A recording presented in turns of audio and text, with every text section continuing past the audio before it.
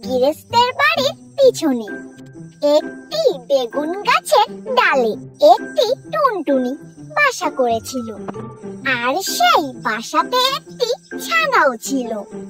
এদিকে গৃহস্থের বাড়িতে ছিল একটি দুষ্টু বিড়াল। হঠাৎ তার চোখ গিয়ে পড়ে টুনটুনির ছানার উপরে।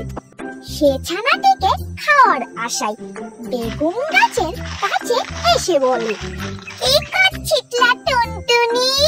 এর নাম হয় মহারানী। বিড়ালকে মহারানী বলায় তার খুব গর্ব হলো। আর আনন্দের সঙ্গে সে সেখান থেকে চলে গেল। পরের দিন সকাল বেলায় বেড়াল আবার ছানাটিকে খাওয়ার আশায় বেগুন গাছের কাছে এলো।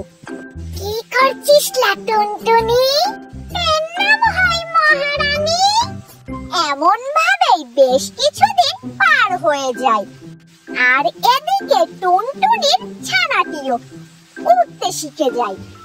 টুনটুনি পরীক্ষা করার জন্য তার ছানাকে বলে, বাচ্চা, তুই উঠতে পারবি? হ্যাঁ, পারবো। তাহলে ওই যে বাবলা গাছটা দেখছি, ওখানে গিয়ে বসতে দেখি।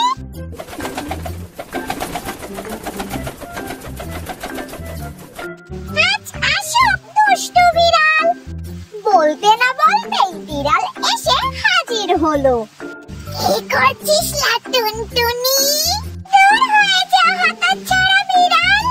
বিড়ালটি রেগে গিয়ে যেই না ছানাটিকে ধরতে যায়, অমনি ছানাটি এখান থেকে উড়ে পালায়।